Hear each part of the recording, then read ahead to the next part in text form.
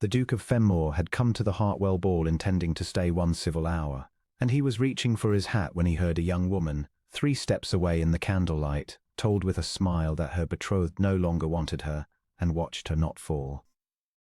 That, more than anything, made Ashford set his hat back down. He had not meant to overhear it. He had stepped into the alcove off the ballroom to escape the mothers and their daughters, and there in the half-shadow stood a tableau he could read at once, a pretty, weak-chinned young gentleman. A triumphant golden girl on that gentleman's arm, and facing them both, alone, a young woman gone very white and very still. Genevieve Ashcombe, someone had named her earlier in the evening, a baronet's daughter, well-bred and not rich, engaged this 12-month to young Mr. Peyton Rourke. "You must see how it is, Jen," Peyton Rourke was saying, with the awful gentleness of a coward being cruel. "Beatrice and I, it was not sought. These things happen. Her fortune, of course, changes, that is, it makes possible you of all people would not wish me to marry where my heart is not." He had the grace, at least, to sweat. "We felt you ought to hear it from us before the announcement, as friends." And the golden girl, Beatrice, the dearest friend, Ashford gathered, the very bosom friend to whom Genevieve had confided this whole betrothal, laid her white hand over Peyton's and said with the sweetness of a knife going in, "You do understand, darling. You always understood everything. And you shall be quite the first to wish us joy." Ashford, Duke of Fennmoor, watched the young woman's face. He had seen men break under fire. He knew what it looked like when a soul is struck a mortal blow and must decide in the space of a breath whether to go down. He watched Genevieve Ashcombe decide not to. He watched her breathe. He watched the colour that had drained from her face come back by an act of pure will, watched her chin come level, watched her fold the shaking of her hands into perfect stillness. And when she spoke, her voice did not tremble at all. "Then I wish you joy," she said, "both of you. I hope Beatrice's fortune answers every purpose it was chosen for." She inclined her head, precisely to each of them. "You will forgive me, the room is warm." And she turned and walked away. Not fleeing, not weeping, but walking, straight-backed, unhurried, out of the alcove and along the edge of the ballroom toward the terrace doors, past a dozen guests who had begun to whisper, with the bearing of a queen crossing a court that has just betrayed her. Ashford found that he had stopped breathing himself. He was not a sentimental man. Fennmoor was one of the oldest dukedoms in the kingdom, and he had worn its weight since he was 22, and it had made him careful and private and slow to feel. Women had been thrown at him for 15 years, their fortunes, their beauties, their calculated tears, and he had grown so weary of being wanted for his coronet that he had all but resolved never to marry at all, and to let Fennmoor pass to a cousin, rather than spend his life beside someone who saw the title before the man. He had come tonight, as he came everywhere, armoured in indifference. And a girl he had never spoken to, just, without knowing he watched, without any hope of gain, without one witness she thought worth performing for, shown him more courage in 90 seconds than he had seen in 90 balls. He followed her. He found her on the dark terrace, at the stone balustrade, her back to the lit windows, her shoulders finally, now that she thought herself unseen, beginning to shake. She heard his step and straightened at once, dashing at her face, and turned with the pride back in place. "I beg your pardon," she said. "I wished to be alone. This corner is taken." "So I see," said Ashford, "by a woman who has just been treated abominably and is bearing it better than I have ever borne anything." He stopped a courteous distance away and did not crowd her. "I am Fennmoor. Forgive the intrusion. I overheard what those two said to you, and I could not in conscience walk away and leave you to compose yourself in the cold, congratulating yourself, no doubt, on not having given them the tears they came to collect." She stared at him. Recognition dawned, the name, the rank, the sheer improbability of the Duke of Fennmoor standing on a dark terrace speaking to her. "They did not come to collect tears," she said, after a moment, with a bleak honesty that he found he liked enormously. "They came to be forgiven. It is quite a different thing and much more selfish. Peyton wanted to marry a fortune and keep his conscience clean, and Beatrice wanted my blessing so that the whole world would call her generous rather than a thief." Her voice cracked once, and she mastered it. "She was my dearest friend, Your Grace. I told her everything. I told her how happy I was. She laughed, a terrible small sound. I furnished her the map to my own house so that she might rob it more comfortably. Yes, said Ashford quietly, that is the cruelest part. Not the loss of him, from what I saw of the man, that is no loss at all, but the friend, the betrayal of the safe person, that does not mend quickly. I am sorry for it. She looked at him then, really looked, as though the kindness had surprised her more than the cruelty had. Why, she said slowly, are you being gentle with me? Dukes are not gentle with baronets' daughters weeping on terraces. It is not done. No, Ashford agreed. It is not. I find I do not much care tonight what is done. He was quiet a moment, watching her face in the light from the windows. May I tell you what I saw, Miss Ashcombe? I saw you struck a blow that would have felled most people in public by the two you trusted most, and I saw you choose deliberately in the space of a breath not to give them the satisfaction of your ruin. I have led men in battle. I have not often seen courage to match it. He paused. I have spent 15 years being wanted for my title by people who would not cross a room to know the man who bears it. And I have just watched a woman with nothing to gain from anyone show more character in a doorway than I have met in a decade of drawing rooms. So I followed you. Forgive me. I could not help it. He did not propose to her that night. He was not a fool, and he would not have insulted her grief by treating her heartbreak as an opening. He asked, instead, only for leave to call upon her, properly, in daylight, at her father's house, and she, too dazed to refuse and too honest to pretend she understood him, gave it. He called the next week, and the next. He did not flatter her.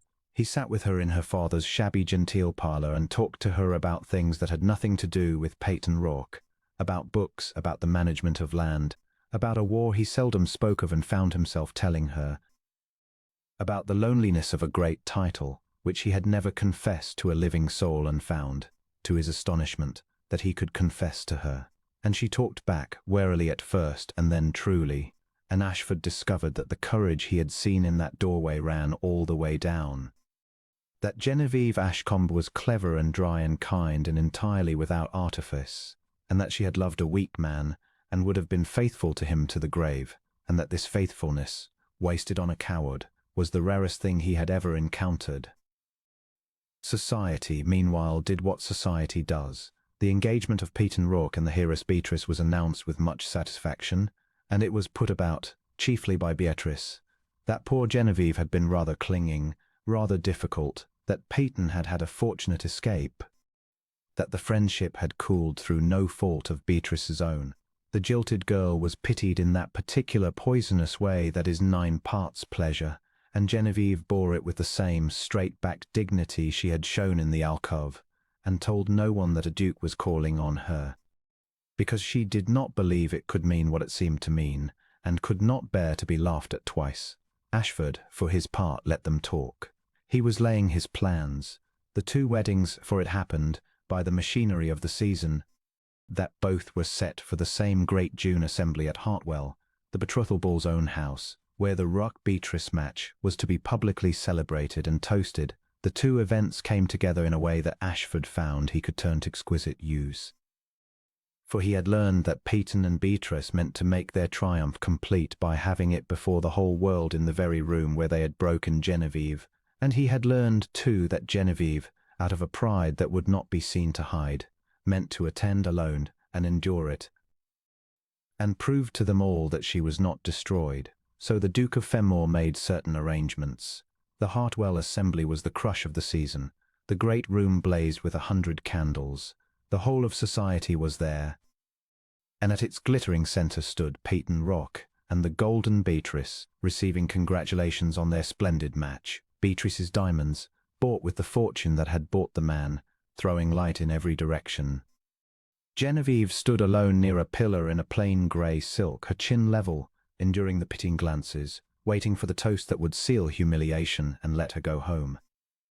Then a stir went through the room, beginning at the great doors and spreading like a wind through wheat, and the crowd parted, and the Duke of Fennmoor walked in. He did not go to the host. He did not go to the celebrated couple. In the sudden, total hush, for the entrance of a Duke of Fennmoor's rank silenced any room, Ashford walked the whole length of that glittering hall, past Peyton, past Beatrice and her diamonds, past the whispering great and good, straight to the plain grey figure by the pillar, and there, before the entire assembly, Before the very people who had broken her and the very people who had pitied her, the Duke of Fennmoor stopped and bowed, formally, the bow of a great man to a woman he honors, and spoke in a voice pitched to carry to every corner of the silent room. "Miss Ashcombe," he said, "I have come tonight to ask you, publicly, and before all these witnesses, a question I have been unwilling to ask in any smaller way, because you deserve to be chosen in the sight of the whole world and not in a corner." He took from his own hand the great Fennmoor betrothal ring, a sapphire that had crowned duchesses for 200 years, and held it out to her on his open palm. "I have watched you these 3 months bear with unbroken grace what would have destroyed a lesser soul. I have found in you more honor, more courage, and more truth than I had met in 15 years of being wanted for my name and never for myself. I do not want a fortune. I have my own. I want a wife who would keep faith with a beggar as readily as a king, and I have found her, and she is standing in grey silk against a pillar while smaller people wear diamonds and congratulate themselves." He drew a breath. "Genevieve Ashcombe, will you do me the very great honor of becoming the Duchess of Fennmoor?" The silence in that room was absolute. Every eye had swung from the celebrated golden couple to the plain grey girl and the greatest duke in the kingdom kneeling, for he had gone down now, on one knee on the parquet, the sapphire held up to her, at her feet. And in the frozen crowd, 2 faces had gone the colour of ash: Peyton Rock, who had traded this woman for a fortune, and now watched a duke declare her worth more than any fortune in England, and Beatrice, whose diamonds had in a single instant turned to paste on her throat, whose stolen triumph had been eclipsed so utterly, so publicly, that the whole room would remember not her wedding but this, the night the Duke of Fennmoor crossed a ballroom to kneel to the woman she had robbed. Genevieve looked down at him. Her eyes were bright, and her hands, for the first time in 3 months, were shaking again, but not with grief now. When she spoke, her clear voice reached every corner as his had. "You knelt to me," she said wonderingly, "in the very room where I was told I was not wanted." A tear escaped, and she let fall unashamed and smiled. "Your Grace Ashford, yes. With my whole heart, yes." He rose and slid the ancient sapphire onto her finger, and the room, which had come to celebrate a fortune and a betrayal, broke instead, helplessly, into applause for the jilted girl in grey, while the golden Beatrice and her purchased bridegroom stood forgotten in their diamonds at the centre of a celebration that was suddenly, entirely, not theirs. They were married from that same Hartwell chapel before the summer was out, and Genevieve wore the Fennmoor sapphire and a gown the colour of dawn, and she never once, in all the long happy years that followed, spoke an unkind word about the 2 who had wronged her. She did not need to, for the world had drawn its own conclusions on the night a duke knelt in a ballroom, and Peyton and Beatrice lived out their comfortable, fortune-buttered lives forever in the shade of a single memory, the sight of the woman they had thrown away being lifted, before all society, higher than they could ever climb, and Ashford, Duke of Fennmoor, who had thought never to marry at all, would say to the end of his days that he had gone to a ball to stay 1 civil hour, and had stayed instead for a lifetime, because a girl he had never met had stood in a doorway and, betrayed by everyone she trusted, had simply refused to fall.